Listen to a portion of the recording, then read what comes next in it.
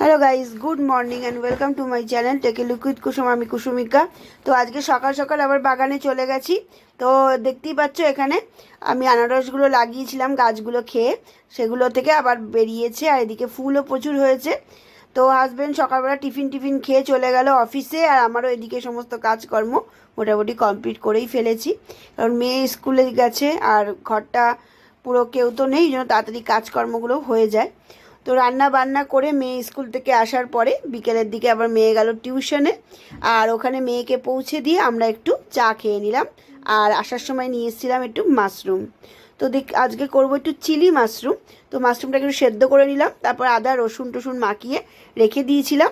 দিয়ে তারপর এখানে দেখো আমি যে গ্রেভিটা তৈরি করে নিলাম, ওগুলোর মধ্যেও রসুন দিয়েছিলাম।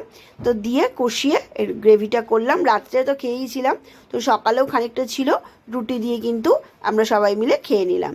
যেহেতু দিনটা রোববার ছিল, সেহেতু একটু মাটন নিয়ে এসেছিলাম। তো মাটনটা আজকে অনেক দিন ধরে ভাবছিলাম একটু মাটন খাবো, তো সেটা একটু বেশ ভালো করে রসিয়ে তৈরি করব। তো আজকে রোববার দিন মাটন আর ভাতই হবে। আর বিকেলের দিকে আবার মেয়ের পড়া আছে, সে কারণে তাড়াতাড়ি করে রান্নাবান্না কমপ্লিট করে নিচ্ছি।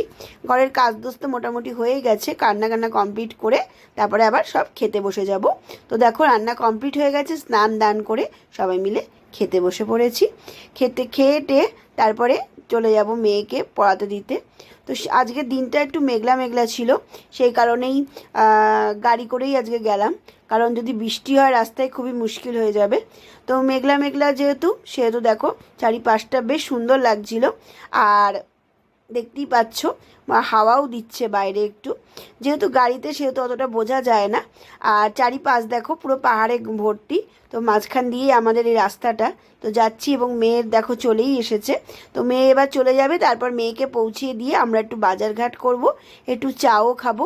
তাহলে এভাবেই কাজকর্ম চলবে। আর দেখো বলতে বলতে বৃষ্টি কিন্তু দু এক ফোঁটা পড়তেও শুরু করেছে। তো মেয়েকে নিয়ে তাড়াতাড়ি চলে আসলাম। আর একটু খেতে ইচ্ছে হয়েছিল চাউমিন। তো চাউমিনটা যা যা ঘরে ছিল সবজি দিয়েই রান্না করেছিলাম।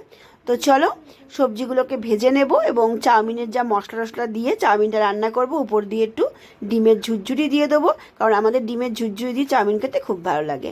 আশা করি তোমাদের ব্লগটা ভালো লেগেছে।